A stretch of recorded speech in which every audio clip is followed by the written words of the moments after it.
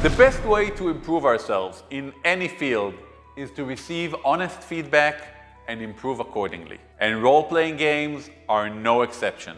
There are many ways to gather feedback during a role-playing campaign. You can start by asking players at the end of a session what they did and didn't enjoy. If your players seem reluctant to give feedback on the fly or publicly, you might want to have a private chat.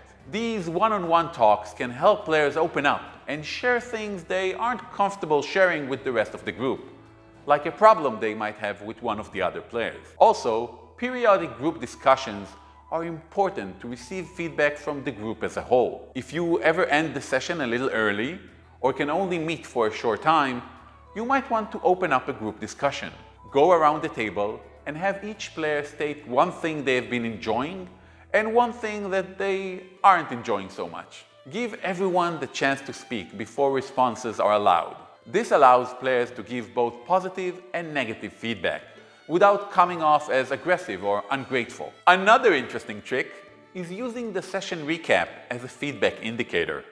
What do I mean by that? In my games, I let one of the players recap the events of the previous sessions. By noting which events they remember more clearly and the other players' responses to that recap, I can tell which parts of the session were more interesting and stuck in my player's mind. Keep in mind that asking for detailed feedback every session is not recommended. It's better to perform a periodic checkup after the party has had a few sessions and understands the dynamic at the table. Here are some recommended questions to ask at the mid-campaign checkup. How do you feel about the campaign in general? Do you enjoy playing your character? Is there anything you want to see more of?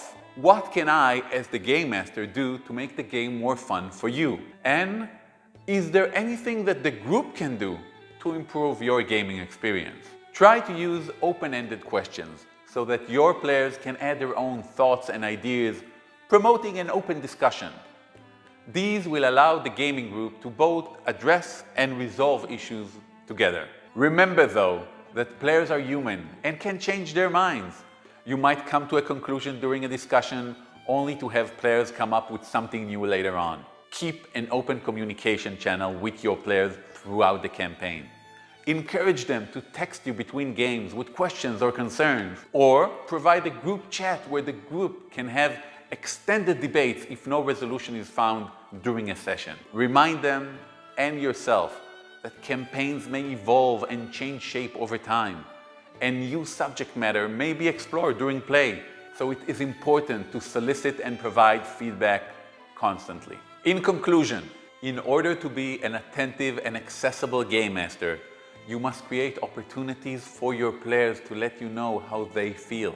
Do this by using the tools we've discussed. Talk with your players one-on-one on occasion. Initiate short group talks about the game and provide open channels of communication for ongoing discussions.